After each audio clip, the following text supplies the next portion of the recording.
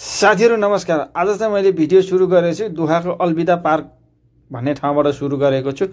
अहिले चाहिँ हामी दुईजना मात्रै छौं, देवेन्द्र सर र म। साइनले ज्वाइँ पर्छ, उहाँ र म मात्रै छौं। तर अरु पनि सरहरु एकछिनमा आउनुहुन्छ र हाम्रो देवेन्द्र सरले फूल समात्दै हुनुहुन्छ। अब के भन्नुहुन्छ फूल समातेर उहाँको कुरा सुनौं हैन, फूलको बारेमा के भन्नुहुन्छ र अरु सरहरु आपसी अरु सरहरुसँग कुरा गर्दै अगाडि बढौँला है।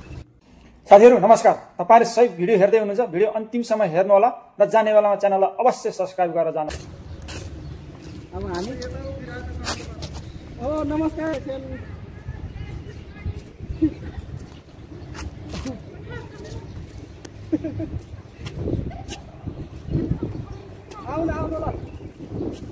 आउनु फोटो खिच्नुपर्छ।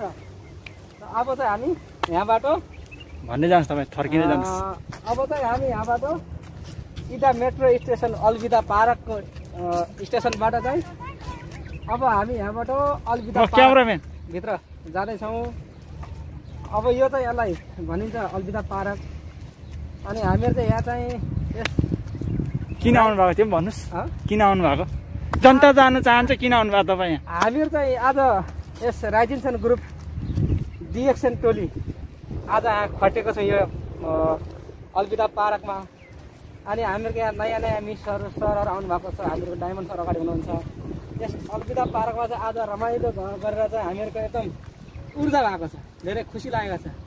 नयाँ नयाँ मान्छेहरू भेट देखिएको छ, आइएको छ। यहाँको आजको क्लाइमेटहरू पनि एकदम रहस्य दिन छ। आजको घामहरू लागेको छ राम्रोसँगले, एकदमसँगले हावाहरू चलेको छ, मिरमिरे घामहरू छ।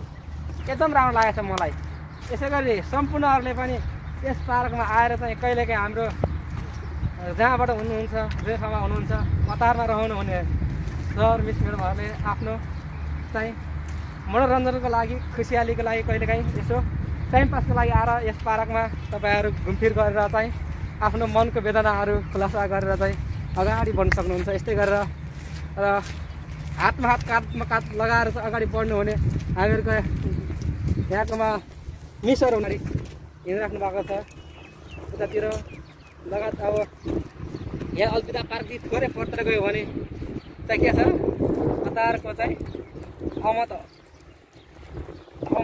हस्पिटल, दोहाको चाहिँ अहमद हस्पिटल भनेर भनिन्छ र इमर्जेन्सी हस्पिटलहरू त्यहीँकोमा छ।